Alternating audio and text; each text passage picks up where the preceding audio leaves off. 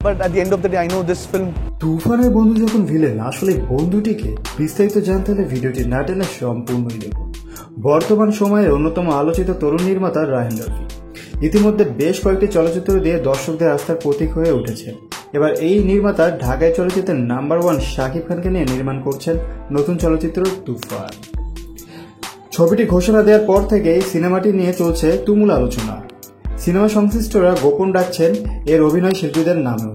কদিন আগে জানা যায় সিনেমায় শাকিবের বিপরীতে নায়িকা হিসেবে থাকছেন মাসুমা রহমান নাবিলা ও ভারতের নায়িকা মিমি চক্রবর্তী। এবার জানা গেছে তুফানে দেখা যাবে কলকাতা জনপ্রিয় অভিনেতা যিশু সেনগুপ্তকে। তিনি হাজির হবেন ভিলেন চরিত্রে। এর আগে গুঞ্জন রুটে সিনেমাটিতে খলনায়কের চরিত্রের ভূমিকায় দেখা যাবে আফরান নিশুকে। তবে এর পরিচালক রায়হান রাফি তখন বিষয়টি নাকচ করে দেন। এদিকে সিনেমার একাধিক সূত্র বলছেন নিশুর বদলে যিশুকে নেওয়া হচ্ছে এতে।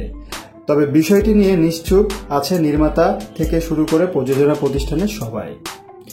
তুফান সিনেমাটি যৌথভাবে প্রযোজনা করেছে বাংলাদেশের ও ভারতের 3টি সংস্থা, SBF, আলফা আই এবং চরকি। সো ভিউয়ার্স, তুফান চ্যাপ্টার 1 এর ভিলেন নিয়ে আপনারা কতটা এক্সাইটেড অবশ্যই কমেন্ট করে জানাবেন।